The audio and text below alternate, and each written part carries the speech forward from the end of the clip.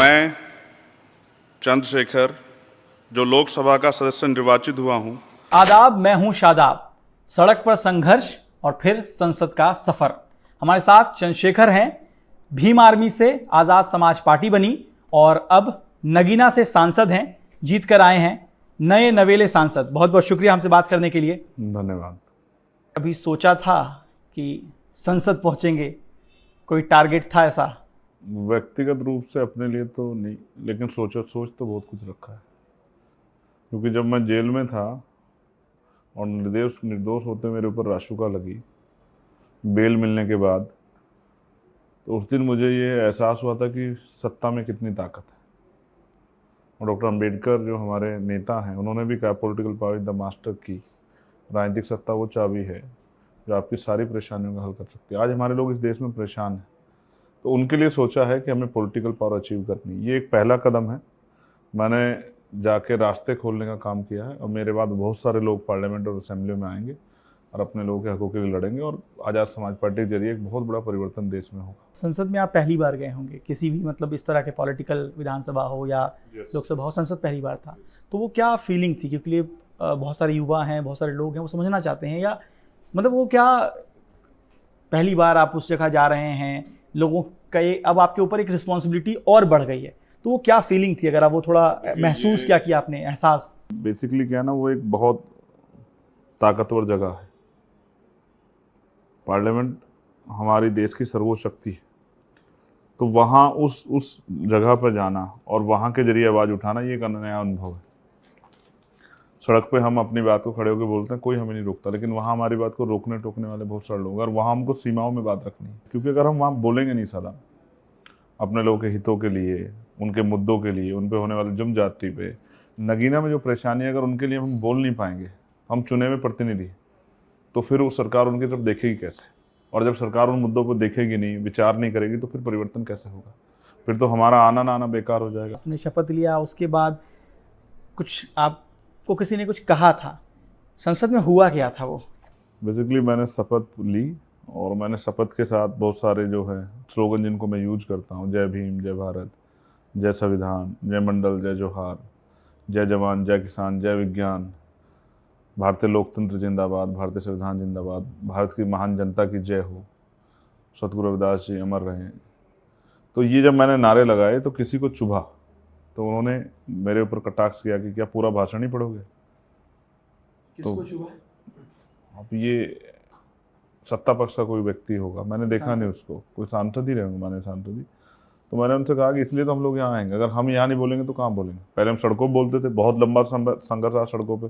अब सड़क से हम यहाँ आए तो यहाँ बोलेंगे, तो इसलिए तो आए। और हमारे लोगों ने भेजा में क्यों है?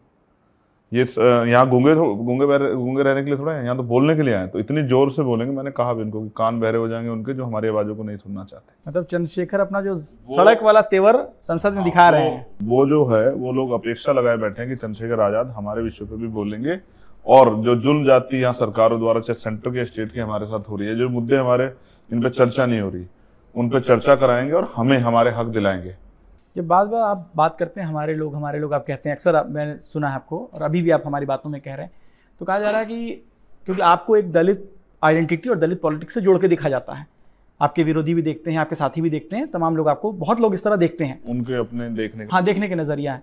तो ये जो एक टर्म है कि आप दलित पॉलिटिक्स को लेकर चल रहे हैं या नज़रिया है, उसमें कहा जा रहा है कि आपने मतलब चंद्रशेखर ने मायावती की दलित पॉलिटिक्स को हाईजैक कर लिया। देखिए, पहली बात तो बहन जी हमारे नेता हैं और सीनियर हैं, बहुत लंबे समय उन्होंने सेवा की है, मेरी तो बड़ी है, मैं हमेशा उनका सम्मान करता हूँ। अब जो उनका अधूरा काम है, देखो ऐसा होता है, एक लेगेसी चलती आती है। दादा जो काम कर जाते हैं, जो बाकी काम होता है वो उनका बेटा करता है, फिर उनके जो अधूरे काम है फिर उनका बेटा करता है। ये चलता रहता है और परिवर्तन एक लंबी प्रक्रिया है, ये सतत चलती रहेगी। जो हमसे कुछ बच जाएगा वो हमारे बाद वाली पीढ़ी करेगी।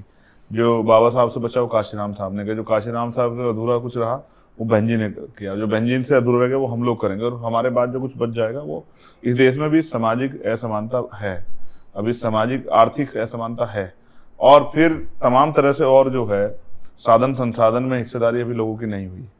तो मैंने किसी की पॉलिटिक्स को हाईजैक नहीं किया। बेसिकली बहन जी सत्ता में नहीं है और कांग्रेस और समाजवादी पार्टी से मेरा कोई झगड़ा नहीं है। मेरा झगड़ा तो सत्ता में बैठे लोगों से है कि उनके जरिए मुझे उनसे अपने अधिकार, अपने लोगों के अधिकार की रक्षा करनी है, और जो संविधान संबद्ध अधिकार है उनको अपने लोगों तक पहुंचाने, नए बिल लाके कानून बनवाने कि हमारे लोगों के बारे में सोचा जाए। अभी तक तो हम इंसान भी नहीं माने गए। इस देश में जो 80 करोड़ लोग हैं जिनको राशन मिल रहा है वो कौन है? अगर आप सर्वे कराओगे तो SC, ST, OBC माइनॉरिटी के लोग। तो उनके हितों की रक्षा करने के लिए केवल जानवर थोड़ा कि रोटी के लिए पैदा हुए, रोटी तो मेहनत करके बहुत लंबे में खा रहे हैं, लेकिन हमें इज्जत की जिंदगी तो मिलनी चाहिए। जो जाति के नाम पे जुल्म हो रहा है, घोड़ी पे बैठने पे, मूछे रखने पे, बारात निकालने पर, मटकी छूने पे जो हत्याएं हो रही हैं, थाने कचहरी से न्याय नहीं मिल रहा है, सुसाइड करना पड़ रहा है क्योंकि अच्छी एजुकेशन नहीं मिल रही, हेल्थ सिस्टम बिल्कुल हमारे यहाँ बिल्कुल बिगड़ा हुआ है। तो इसलिए ये संविधान ने जब हमें बराबर के हक दिए तो हम सम्मान की जिंदगी चाहते हैं। जब आप ये हाईजैक की बात करते हैं कि हाईजैक नहीं कर रहे हैं और आप कहते हैं कि मैं मतलब उन्होंने किया, मायावती जी ने किया, अब आप करेंगे, तो ये इससे एक चीज़ निकल के आती है कि आप ये मान के चल रहे हैं कि मायावती जी रिटायर कर गई, अब आप संभाल रहे हैं या संभालने के लिए आ रहे हैं। देखो, पहली बात तो हम बहुजन समाज पार्टी का विपक्ष नहीं है, हम उनका विकल्प है। दूसरी बात, हाँ दूसरी बात, अब समाज के ऑप्शन, समाज देख रहा है कौन क्या कर रहा है। उन्होंने मेरा काम भी देखा, मेरा रिजल्ट भी देखा, और समाज ने उनका रिजल्ट भी देखा। अब आप दूसरी बात जो आपने कही कि भाई आप ये कह रहे हैं, तो मैं ये कह नहीं रहा, ये समाज कह रहा है। ये समाज कह रहा है, मैं नहीं कह रहा हूं। ये जो आपने सवाल किया, ये समाज कह रहा है आज के समय। चंद्रशेखर आज़ाद को ताकत देनी है, चंद्रशेखर आज़ाद को आगे बढ़ाना, वो हमारी स्वतंत्र आवाज़ है, उसको मजबूत करना है। आपको क्या लगता है मायावती जी से कहाँ चूक हो गई जो उनका विकल्प आप में ढूंढना पड़ा? रिटायर हो गई है, मैं ऐसा मैं नहीं कह रहा हूँ, आप मुझे बताओ। इस बार जो है उन्होंने आकाश भाई को बहुत जिम्मेदारियां यूपी की भी दे दी, तो अब उन्होंने अपने आप को जिम्मेदारी दूर कर लिया ना। रिटायरमेंट किसे कहते हैं? कि जिम्मेदारियों से पीछे हट जाना। अब जब उन्होंने बहुत सारी पावर आकाश को दे दी है तो इसका मतलब उन्होंने अपनी जिम्मेदारी पैर के पीछे खींच लिए। तो इसलिए मैं आपसे कह रहा हूँ कि उन्होंने तो स्वतः जो है स्वीकार कर लिया कि वो इसको नहीं कर सकती। जब आपने आकाश का नाम ले लिया है, आकाश आनंद का नाम लिया है, तो मैं एक सवाल ये है कि आकाश आनंद को जब फोर फ्रंट पे वो लोकसभा चुनाव में लड़ रहे थे, दिख भी रहे थे, भाषण आ रहे थे, उनके तमाम बातें हो रही थी, अचानक उनको पीछे कर दिया जाता है। एक पॉइंट ये है, उसको आप किस तरह देखते हैं? उनकी पार्टी का फैसला है। दूसरा पॉइंट इसमें यह है कि आकाश आनंद को अब वापस फिर से सेकंड मैन वाला एक तरीके से उनको प्रमोट किया जा रहा है। तो कहा जा रहा है ये कि अगर आप ये जीतते नहीं तो ये शायद ना होता, लेकिन आप जीत गए हैं, चंद्रशेखर जीत गए हैं नगीना से, इसलिए आकाश आनंद को अब बीएसपी वापस आना चाहती है ताकि फिर से चंद्रशेखर एक बड़ा फेस ना बने और बीएसपी की जो अपनी लेगेसी है वो चलती रहे। देखो, कौन बड़ा फेस बनेगा, कौन छोटा, ये तो जनता तय करेगी और उसका संघर्ष तय करेगा। काशीराम साहब को रोकने के लिए एडी चोटी का जोड़ लगा दिए सब लोग, उनका बहुत मजाक उड़ाए, बहुत अपमानित किए, लेकिन रुके थोड़ा ही वो। तो मैं बिल्कुल स्पष्ट तौर पे कह रहा हूँ, बहुत सारी चीज़ें जनता को तय करनी है, समाज को तय करनी है। और मैं तो छोटे भाई हमेशा मंगल कामना ही दे सकता हूँ, और बाकी मीडिया भी सब देख रहा है क्या चल रहा है। मुझसे काहे को झगड़ा कराना चाहते हो? आप खुद ही जानते हो क्या चल रहा है। आप नहीं जानते क्यों किया गया है? क्या 40 दिन में हमारे छोटे भाई परिपक्व हो गए जिनको अपरिपक्व कह के निकाल दिया था आपने, सभी पदों से हटा दिया था? तो आप और मैं सब जानते हैं। मायावती जी से आपकी कई मुलाकात हुई है? मैं तो उनके आशीर्वाद का अभिलाषी हूँ, कब वो मुझे आशीर्वाद दें, वो मिल नहीं रहा है। आप कुछ बातचीत कराओ मेरी किस तरह से। आप मिलना चाहते हैं? बड़ी नेता हमारी, उनका आशीर्वाद मेरे सर पर रहना चाहिए। और मैं विश्वास दिलाता हूँ उनको, और संकल्प करके विश्वास दिलाता हूँ, जब तक मैं उनका अधूरा सपना पूरा नहीं करूँगा मैं चैन से नहीं बैठूँगा। वो भी चाहती थी इस देश में बहुजन राज आए, वो भी चाहती थी कि कमज़ोर वर्गों को सम्मान स्वाभिमान के जीवन मिले, वो भी चाहती थी बाबा साहब अम्बेडकर और माननीय काशीराम साहब के सपने पूरे हों। तो मैं भी वही चाहता हूँ। तो वो जिस तरह का आशीर्वाद उन्होंने औरों को दिया, एक बार मुझे दें। देखिए, मैं कोशिश करके दिखाता हूँ अगले 10 साल में उस आंदोलन को बहुत आगे तक लेके जाता हूँ जहाँ काशीराम साहब सोचते थे। अब आते हैं इंडिया गुट पर, क्योंकि आपकी जीत के पीछे कई लोगों ने कहा कि इंडिया गुट थोड़ा सा आपको एग्रेसिव नहीं था आपके खिलाफ। आप उसको कैसे देखते हैं? क्या इंडिया गुट के आपको लगता है इंडिया गुट ने आपको नुकसान पहुंचाने की कोशिश की? भविष्य में एग्रेसिव होकर देख लेंगे, लेकिन मेरे सवाल का जवाब आप पूछना किसी इंडिया अलायंस के व्यक्ति से जो उत्तर प्रदेश में जीता है कि क्या वो बिना अम्बेडकर वादियों के वोट के जीते हैं क्या? अगर कोई जीता तो जरा हाथ खड़ा करके बताए, फिर अगली बार जब चुनाव आएगा तब उनसे बात करेंगे। लोकसभा चुनाव 2024, चंद्रशेखर और अखिलेश यादव, इन दोनों की बात कहाँ नहीं बनी? क्या कोई बात हो रही? उन्होंने जवाब दिया है। नहीं, मैं आपसे जानना चाह रहा हूँ, इनसाइड स्टोरी कह लीजिए। अब ऐसा ना, मैं तो चाहता था और मैंने इसके लिए बहुत प्रयास किया, कांग्रेस के लोगों से बात की, समाजवादी के लोगों से बात की, और जो है शरद पवार जी से बात की, और जहाँ तक मेरे रिलेशन थे, मैंने उन सबसे बात की कि भाई मैं इसका हिस्सा रहना चाहता हूँ और मैं चाहता हूँ कि भारतीय जनता पार्टी रोकने में हम अपना रोल अदा करें। लेकिन उनको मेरी ज़रूरत नहीं थी, उन्होंने मना कर दिया। तो अब ठीक है, उन्होंने मना कर दिया, मैं उनसे काहे को लड़ूँ। मैंने कहा ना कि वो हमारे परिवार के लोग हैं, मेरा उनसे कोई झगड़ा नहीं है। अब मुझे मिले 2-3 बार सदन में मिल गए, ठीक है। तो ऐसे में अब सवाल ये आएगा कि चंद्रशेखर इंडिया गुट के साथ हैं या एनडीए के साथ हैं? मूर्खता वाला सवाल है। सवाल तो है। फिर मैं आपसे कह रहा हूँ, लोग अच्छा ऐसा क्या है कि वन मैन शो क्यों नहीं होता हमारे यहाँ कि एक आदमी के नाम पे चुनाव होता जैसे अमेरिका में होता है और फिर वो अपनी कैबिनेट तैयार करता है। हमारे यहाँ तो हर लोकसभा क्षेत्र में चुनाव होता है और जनता अपने मन से वोट देती है जिसको बेहतर से बेहतर चाहती है। तो फिर ये कहाँ आ गया कि भाई इधर रहो या उधर रहो। और फिर मैं कह रहा हूँ, नाम राइट है ना लेफ्ट है, हम बहुजन है। मेरी बात पे गौर करो, नाम राइट है नाम लेफ्ट है, हम क्या है? बहुजन। हम पे आइडेंटिटी है। हम अगर सिंगल भी रहेंगे अम्बेडकरवादी तो अपनी आइडेंटिटी के साथ रहेंगे, अपने मुद्दों के साथ रहेंगे। हमारी पॉलिटिक्स भी वो अपने मुद्दों की पॉलिटिक्स है। और किसने किया हमारा रास्ता आसान? सब लोग हमारे खिलाफ प्रत्याशी लड़ाए। और ये तो छोड़ो, जब हम 2022 में मुख्यमंत्री के खिलाफ लड़े और मुख्यमंत्री के खिलाफ भी हम लड़ रहे थे और इन्होंने भी अपने प्रत्याशी उतारे जानबूझ के जाके वहाँ। उस वक्त भी आपकी बात नहीं बनी थी। मैं क्या कह रहा हूँ, तो इसलिए इन्होंने कौन से रास्ते आसान किए? इन्होंने तो हमारे रास्ते रोकने के लिए कितने इनिशिएटिव के जोड़ लगाए। बड़े बड़े नेता आए वहाँ, बड़े बड़े भाषण देख गए, ठीक है भाई, स्वागत है। उस वक्त आपने भी कहा था बहुजन विरोधी हैं लोग। आज भी वो स्थिति है। वो पिछली बार उन्होंने आरोप लगा दिया था कि भाई हमने जो है चंद्रशेखर किसी का फ़ोन आ गया था। इस बार मेरे पास किसी का फ़ोन नहीं आया, इस बार आपके पास आ गया किसी का फ़ोन। इस बार आपने कहा कि हम नहीं लेते। आप मानते हैं अखिलेश यादव बहुजन विरोधी हैं? मैं क्या कह रहा हूँ, मेरा अखिलेश जी से कोई झगड़ा ही नहीं है ना। वो भी बहुजन समाज का हिस्सा है। मेहनत करें, समाज में अपनी जगह बनाएं और मजबूत करें। हम भी अपने आज़ाद समाज पार्टी के जरिए लोगों से विश्वास मांगेंगे कि भाई हमें मत दो, हमें मौका दो। मेरा उनसे झगड़ा नहीं, मेरा झगड़ा सत्ता में वो है ही नहीं बेचारे, मैं उनसे क्या झगड़ा करूँ। चलिए बताइए कि आप जीत गए हैं तो शुरुआत, अब कुछ काम तो करना पड़ेगा।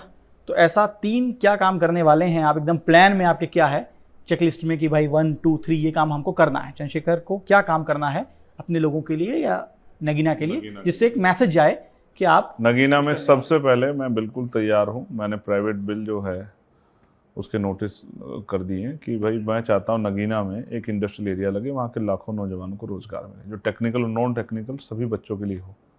दूसरा, एम्स जैसा हॉस्पिटल वहाँ होना चाहिए, इसके लिए भी मैं अब जब मुझे मौका मिलेगा मैं आवाज़ उठाऊँगा। और तीसरा, मेरे यहाँ बाढ़ की बहुत बड़ी समस्या है। हज़ारों लोगों को परेशानी होती है, हज़ार लोगों की फसल बह जाती है, तमाम तरह की और लोगों की जानें जाती हैं। तो बाढ़ पे भी जो है मजबूत जो है बाढ़ की समस्या का हल हो, एक मजबूत उसके लिए कोई हल निकले। और मैं ये चाहता हूँ हमारे यहाँ एक स्पोर्ट कॉलेज बने, हमारे यहाँ जो है यूनिवर्सिटी बने, बेटियों के लिए अलग से स्कूल बने। और मैं यूपी जो है स्तर पे भी जो है कॉलेजेस उसके हॉस्पिटल्स के लिए प्रायोरिटी करूँगा नगीना लोकसभा में। तो बहुत सारे ऐसे इशू हैं जिन पे काम होना है। ये सारे जो आप चीज़ें गिना रहे हैं, इसके लिए आपको केंद्र सरकार की भी ज़रूरत पड़ेगी। सर वो सरकार, हम टैक्स देते हैं ना। हाँ, तो मैं यही समझना चाह रहा हूँ, मैं यही आपको समझाना चाह रहा इसीलिए हूँ। सवाल आ रहा है कि केंद्र सरकार की जरूरत पड़ेगी। तो कई लोगों ने, क्योंकि हम जब आ रहे थे तो आपसे पहले हमने कई लोगों से डिस्कस किया कि चंद्रशेखर की आइडियोलॉजी क्या है, थोड़ा विचारधारा क्या है। बात बहुजन की हो रही है, अब बीच का रास्ता आपने बताया ना, मैं एनडीए के साथ हूँ, इसीलिए मैंने सवाल किया, जिसको आपने कहा बेवकूफ़ी का सवाल है, वो इसीलिए था कि इंडिया एनडीए के बीच की एक दीवार है, जो आपने बताया कि आप भी एक बहुजन, आपकी आइडेंटिटी है। मुझे सिर्फ ये बताओ, तो जो इंडिया में लोग हैं वो कैसे अपना काम करेंगे? सत्ता तो उनकी भी नहीं है, तो इसका वो भी काम नहीं करा पाएंगे। मैं यही आपको समझा रहा हूँ कि ये जो गोल गोल गेंद घुमाने का प्रयास किया जा रहा है, कल भी वो प्रयास किए गए। तो हम वैचारिक लोग हैं और हमारी आइडेंटिटी जो है ना वो बहुजन है। मैंने आपको बता रहा हूँ, अगर हमारी आइडेंटिटी को आपको और देखना हो तो हम हैं संविधान के सबसे बड़े समर्थक, जो 10 साल से संविधान को लेकर लोगों को जागरूक करते घूम रहे हैं। कुछ लोगों ने अभी उठाया 2-3 महीने पहले, ठीक है। उनकी अब संविधान का कवर भी नहीं खोला बेचारों ने, उसके ऊपर जो टेप लगी वो भी नहीं हटाई। अब वो हैं जो जमा मस्जिद पे संविधान लगे खड़े थे। आपको पता है नहीं पता है? अब तो थे उस दिन, क्विंट वाले थे जब मैं गिरफ्तार हुआ था, जब मैंने लाठियाँ खाई थी और मैं 29 दिन तक जेल में रहा था। मैं वही चंद्रशेखर आज़ाद हूँ, जब इस देश के मुसलमानों के लिए कोई बोल भी नहीं रहा था। और जो नेता जिनको वोट दे के 20-20, 25, 50 साल थे, जो घर में घुस गए थे, जो वो जिसने अपनी पीठ पर 250 लाठियाँ खाई, वो चंद्रशेखर आज़ाद है। वो जिसके नखून खींच लिए गए, वो जिसके दांत तोड़ दिए गए, जिसकी रीढ़ की हड्डी में गैप है, वो चंद्रशेखर आज़ाद हूँ मैं। और मैं पिछले 10 साल से और हमारे साथी भीम आर्मी के संविधान लेके घूम रहे देश में कि संविधान के साथ बीजेपी छेड़खानी कर रही है, वो संविधान कमज़ोर कर रही है। तब किसी को समझ नहीं आ रहा था, लेकिन अब चुनाव के समय तक सबको समझ आ गया कि भाई, जब क्योंकि देखो ऐसा होता है जब अपने ऊपर पड़ती है तब एहसास होता है। अब कुछ लोगों के पास अपने ऊपर पड़ी है तो एहसास हुआ कि गलत हो रहा है। चंद्रशेखर नाराज हैं लग रहा है राहुल गांधी, अखिलेश यादव, इन सबसे। ये नया नया संविधान का पैकेट रैपर नहीं खुला है, ये कटाक्ष किस पे था? मुझे बताओ, ये कटाक्ष किस पे था? मुझे जवाब दो। आप तो अब सीनियर जर्नलिस्ट हो गए, मैं भी काफी दिन से देख रहा हूँ। अब सिर्फ 6 महीने पहले आपने किसी के हाथ में संविधान देखा तो उसका नाम बताओ। चलो मैं पूरी छूट देता हूँ आपको, बताओ, चेक कर लो गूगल पे, जितने लेके घूम रहे हो किसी के हाथ में तो मुझे बताओ। और मैं आपको डेट बताता हूँ, नोट करो, 20 दिसंबर। और जमा मस्जिद देखो, संविधान है। बिल्कुल याद है, बिल्कुल। तो आपको सब पता है ना, मैं किसी पे क्यों कटाक्ष करने लगा? अच्छे लोग हैं सब लोग, मैं बधाई देता हूँ नेता विपक्ष बने राहुल गांधी, उनको मैंने कहा उनसे मेरी लड़ाई नहीं है, लेकिन आप नाराजगी है कहीं ना कहीं। किस बात की नाराजगी? कोई मेरी भैंस सपोर्ट खोली नहीं उन्होंने बेचारों ने? आपको सपोर्ट नहीं किया नगीना में। ठीक है, नहीं किया, उनकी इच्छा है भाई, नहीं किया, अब मैं क्या कर सकता हूँ? मैं लड़ तो नहीं सकता हूँ कि मैं नहीं किया, ये तो लोकतंत्र में उनका अधिकार है। कि जब हम आपके कुछ चाहने वालों के बीच बैठे थे, में एक बहस चल रही थी, वो ये था कि क्या चंद्रशेखर भी कभी पलटी मारेंगे बाकियों की तरह? क्या चंद्रशेखर भी कभी बीजेपी में जा सकते हैं? किसी ने कहा, मैं कहता हूँ नहीं जा सकते डंके की चोट पे। किसी ने कहा कि राजनीति है, कौन कब पलट जाए पता नहीं है, जरूरत पड़ सकती है, कौन किसके साथ चला जाए। इस सवाल पे क्या कहेंगे? आप मेरे लिए किसी और से कभी चर्चा कर रहे हैं? आप आपके चाहने वाले हैं, मुझे से पूछ लो। हाँ, इसलिए तो पूछ रहे हैं आपसे। अब मेरे जो चाहने वाले आपसे कह रहे हैं कि नहीं जा सकते हैं, तो इसका मतलब वो मुझे समझते हैं, और जो कह रहे हैं नहीं जा, वो बेचारे राजनीति को समझते हैं। और मैं आपसे कह रहा हूँ, आपका भी तुम बताओ क्विंट में कब तक हो? कल आप तक किसी और प्लेटफॉर्म पे हो। तो मैं भविष्य जो है, मैंने आपसे फिर कहा, वैचारिक लोग हैं, तो हम नहीं विचार की हमारी बीजेपी से मिलती। हमारा कोई झगड़ा नहीं है उनसे, लेकिन हमारी वैचार की नहीं मिलती उनसे। और जिनसे संघर्ष होता है उनसे समझौते नहीं होते हैं, और जिनसे समझौते होते हैं उनसे संघर्ष नहीं होता। हम पर्दे के पीछे समझौता नहीं करते हैं सर। अगर करना होता तो सामने ही करते हैं। अगर हमें मंत्री पद और इस चीज़ की इच्छा होती तो इस बार भी हम पे बहुत सारे अवसर थे। बहुत सारे लोग जो हैं बने 1-1 सीट वाले मंत्री, 2-2 सीट वाले, तो हम भी चले जाते मंत्री बनने। हमें बनना ही नहीं ऐसा मंत्री। हम तो जनता के दिल में रहना चाहते हैं बस। हम जिन लोगों की आवाज़ है उनकी बात उठाना चाहते हैं, और उनकी निष्पक्ष आवाज़ बने रहना चाहते हैं, जिस पर कोई दबाव ना हो। आखिरी क्वेश्चन पे आते हैं। गोरखपुर से आपने चुनाव लड़ा था 2022 में, चुनाव आप हार गए थे बहुत बुरी तरह, जवान जब हुई मेरी। चलिए, एक अच्छा है कि आप खुद से एक मजबूत एक्सेप्ट कर रहे हैं। करना चाहिए भाई, कारण मेरी फील्ड ही नहीं थी भाई। मैंने चुनाव से 10 दिन पहले तय किया, जब मेरा लाइन टूट गया, कि क्या करना है, खाली बैठ के क्या करेंगे। इस बार भी मैंने कुछ ऐसा किया है, तो मैं चला गया गोरखपुर लड़ने के लिए। मेरी फील्ड ही नहीं भाई। गोरखपुर के लोगों ने मुझे ढंग से देखा नहीं, मैंने उस क्षेत्र को नहीं देखा, फिर भी मैंने जाके, मेरे अंदर हिम्मत तो देखो। मुझे MP MLA बनने का शौक थोड़ा ही था। मैंने प्रदेश के सबसे मजबूत नेता के खिलाफ जाकर चुनाव लड़कर एहसास कराया कि हम लड़ना जानते हैं। तो गोरखपुर वाला जो समीकरण था, वो आप कह रहे हैं कि 10 दिन में चुनाव लड़ा, इसलिए लोग आपको बहुत ज्यादा समझ नहीं पाए। और नया चुनाव निशान, और यहाँ जो चुनाव लड़ा आपने नगीना में, इस दोनों के में फर्क क्या दिखता है? 1.5 साल मेहनत की यहाँ, और 600 से ज्यादा गाँव में मैं अकेला गया, और हमारी यूनिट ने एक गाँव कवर किया, हमारी बात को लेके गए, और लोगों से कहा कि भाई, जो आदमी जिसके ऊपर चर्चल गोली चली गई, जिसकी जान का भरोसा नहीं, वो आपके लिए सब कुछ करने को तैयार है, आप उसको मौका दो। तो तमाम लोगों ने कहा कि भाई, बड़ी बड़ी पार्टियां, नेताओं ने कहा, मीडिया के लोगों ने कहा, बड़ी पार्टियां, राष्ट्रीय पार्टियां, अलायंस है समाजवादी और कांग्रेस का और अन्य पार्टियों का, इतने बड़े बड़े नेता, और BSP है और सब भाजपा है, तो कैसे जीतेंगे? तो वहाँ की महान जनता ने कहा कि हमारा बेटा हम जिता के भेजेंगे। और आवाज़ में भले ही नगीना ने दी हो मुझे, लेकिन देश में अगर कहीं भी किसी कमजोर पर जुल्म होगा तो चंद्रशेखर आजाद उनकी लड़ाई लड़ेगा, घर में नहीं बैठेगा। चलिए, तो हम उम्मीद करते हैं। ये तो एक सीढ़ी है सर, सीढ़ी का एक डंडा है ये भी। अभी बहुत सारी ऊंचाइयां छूनी है आजाद समाज पार्टी को। चलिए, हम उम्मीद करते हैं कि आप